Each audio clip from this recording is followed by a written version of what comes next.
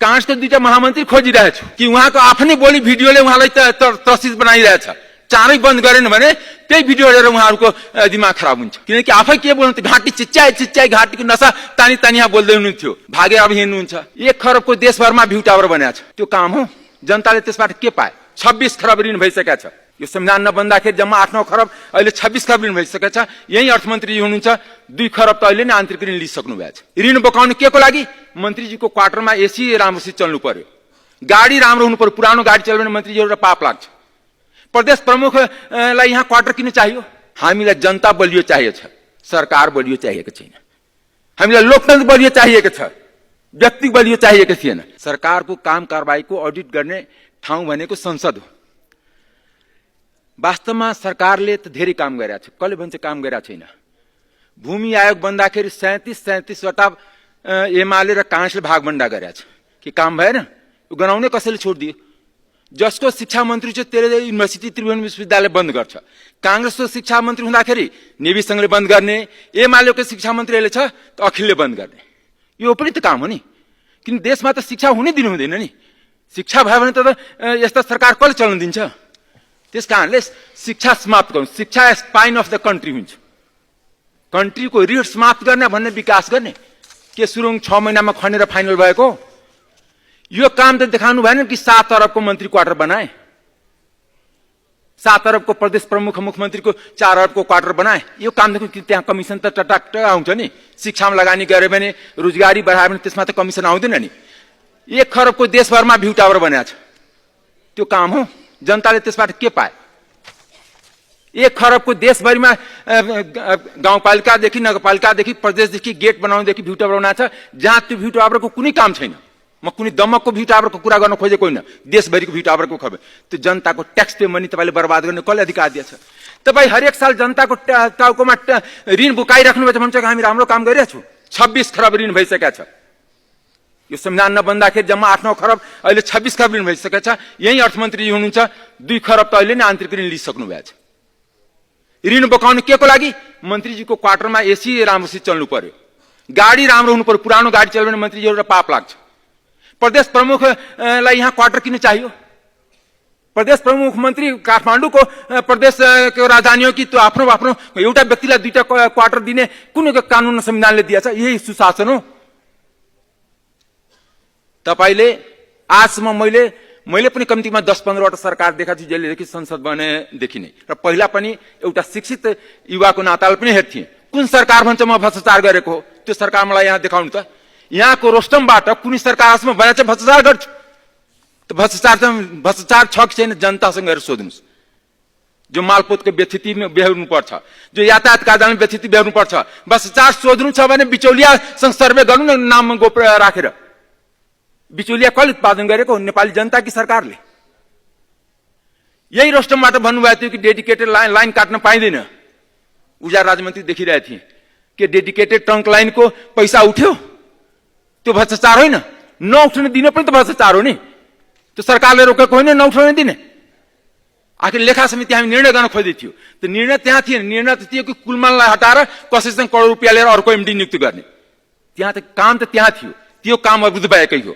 त्यसमा वास्तवमा सरकार गर्न नसकेको एउटा एमडी नियुक्त, किनकि अर्को एमडी घुमिरहेको थियो पैसा लिएर बजारमा, त्योसँग हामी पनि साक्षात्कार भएको।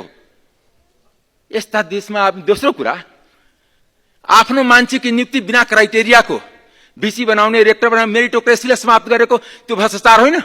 त्यो सबभन्दा ठुलो भ्रष्टाचार हो। आर्थिक भ्रष्टाचार मात्र भ्रष्टाचार होइन, नीतिगत भ्रष्टाचार सबभन्दा। के हामी फ्रन्ट पेजमा पढेन कि त्रिभुवन युनिभर्सिटीमा 8 जना डिन बन्दाखेरि 3टा कांग्रेस, 3टा एमाले, 2टा माओवादी, बाँकी दल त सफाचट, स्वतन्त्रको त कुनै कामै छैन। साना दलको त बेचाराको कोही केही छैन। माओवादीसम्म भागभण्डा पुग्छ। जस्तै 77 जिल्ला भए, जति 78 भएको भए ठक्कै 40-39 बाँड्थ्यो। 77 भएको कारण 3टा अरूलाई दियो, 37-37, 74 भूमि आयोग बाँटेको होइन, आफ्नै कार्यकर्तालाई बाँटेको होइन, त्यो जनतालाई दिएको, मेरिटबाट दिएको, लोकसभा पास गरेर आएको। त्यो जमिन देशको राष्ट्रिय सम्पत्ति बाँडिदिने, यसलाई सुशासनको नाउँ कभर चढाइदिने।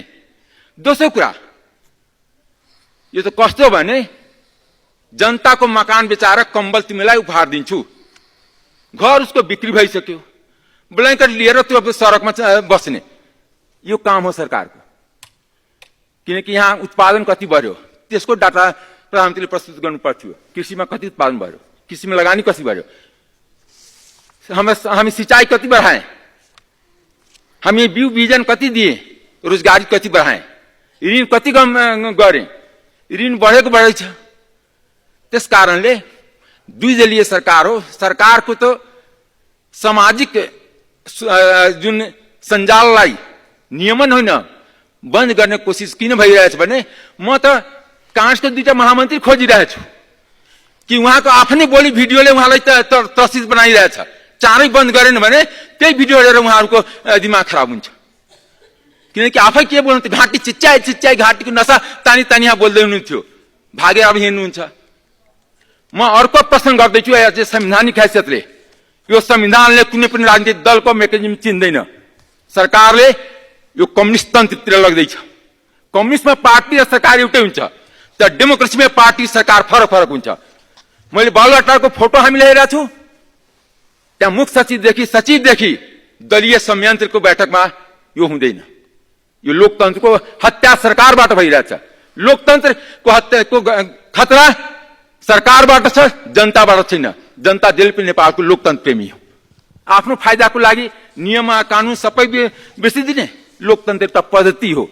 जीवन पद्धति निर्माण गरौँ। के लोकतान्त्रिक व्यवस्थामा क्षम्य छ, कुनै क्षम्य छैन।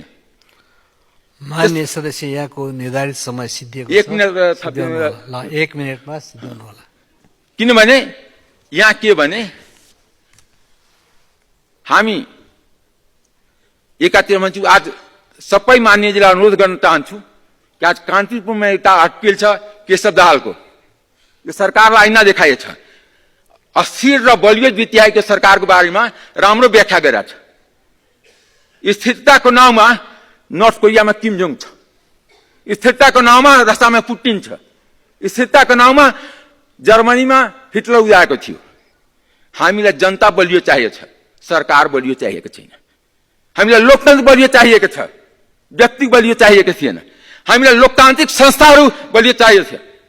मलाई त यहाँ सुन्दा आश्चर्य लागे, आफै कार्यकर्ता न्यायालयमा भर्ती गरेको आफ्नै कार्यकर्तासँग तर्सिरहेछ। यो त सरकार आफ्नै छायाबाट तर्सिरहेछ। कांग्रेस एमालेको कार्यकर्ताहरूले सर्वोच्च अदालतमा भर्ना भएको र त्यही सर्वोच्चको निर्णयबाट सरकार तर्सिरहेछ। एकातिर आफ्नो कार्यकर्ता भर्ना गरिने, दलीय देशलाई लोकतन्त्रको बदनाम गराएर दलीय तन्त्र खडा गरिदिने र त्यही कार्यकर्ताबाट तर्सिए यदि नियम कानुनले फैसला गर्न खोज्यो भने। त्यस कारणले सरकारले तर्स्नु पर्दैन आफ्नो कार्यकर्ताबाट।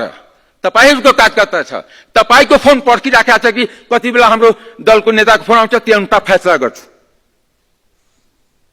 त्यस कारणले हामी लोकतन्त्रको अगाडि बढाउँ, जनतामा ऋण नबोकाउँ।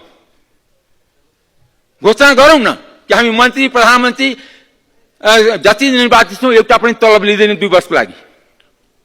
त्यो हामी गर्न सक्दैन। हामीलाई 3टा गाडी मन्त्रीजीले लिनुभएको छ, 2टा अझ थप चाहियो। किन छोराछोरी बेचारा इष्टमित्र नातागोता पनि आउँछ। यो जुन ऋण के को लागि, त्यसको एउटा श्वेतपत्र, म 2 श्वेतपत्र जारी गर्न सरकारसँग अनुरोध गर्न चाहन्छु। एउटा, यो देशको जति मार्जिनलाइज ग्रुप छ, मधेसी, जनजाति, दलित, महिला, थारू, मुस्लिम, त्यसको प्रतिनिधित्व घटिरहेछ राज्यको सम्पूर्ण निकायमा। चाहे त्यो संसद होस्, चाहे सरकार निजामती सेवा होस्, चाहे प्रहरी होस्, यसको श्वेतपत्र जारी होस्। संविधानले समावेशी लोकतन्त्रको कल्पना गरेका छ।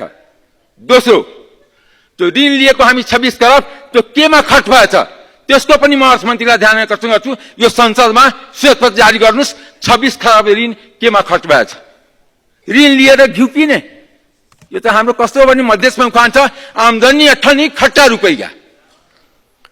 राजस्व भन्दा बढी साधारण खर्च यो देशमा छ। किनकि हामी ऋणको जुन सामा ब्याज तिर्छौँ त्यो पनि साधारण खर्चमा आउँछ, त्यो विकास खर्चमा हुँदैन। र आफ्नो आफ्नो क्षेत्रमा बजेट राखेपछि त्यही विकास हो। विदेश जाँदा पनि लाज पनि लजाउँछ।